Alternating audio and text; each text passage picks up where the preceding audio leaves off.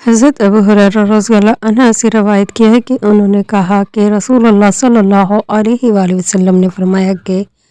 ملائکہ تم میں سے اس نمازی کے لیے اس وقت تک یوں دعا کرتے رہتے ہیں جب تک نماز پڑھنے کے بعد وہ اپنے مصلی پر بیٹھا رہے کہ اے اللہ اس کی مغفرت کر، اے اللہ اس پر رحم کر۔ تم میں سے وہ شخص جو صرف نماز کی وجہ سے رکا ہوا ہے،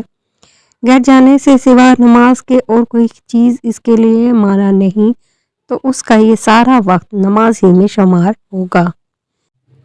حضرت ابو ہریرہ رضی اللہ عنہ سے روایت کیا کہ انہوں نے کہا کہ نبی کریم صلی اللہ علیہ وآلہ وسلم نے فرمایا کہ منافقوں پر فجر اور عشاء کی نماز سے زیادہ اور کوئی نماز بھاری نہیں۔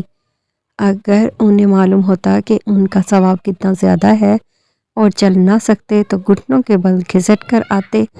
اور میرا ارادہ ہو گیا تھا کہ مؤذن سے کہوں کہ وہ تکبیر کہے، پھر میں کسی کو نماز پڑھانے کے لیے کہوں اور خود آگ کی چنگاریاں لے کر ان سب کے گھروں کو جلا دوں جو ابھی تک نماز کے لیے نہیں نکلے۔ حدیث صحیح بخاری 657-59۔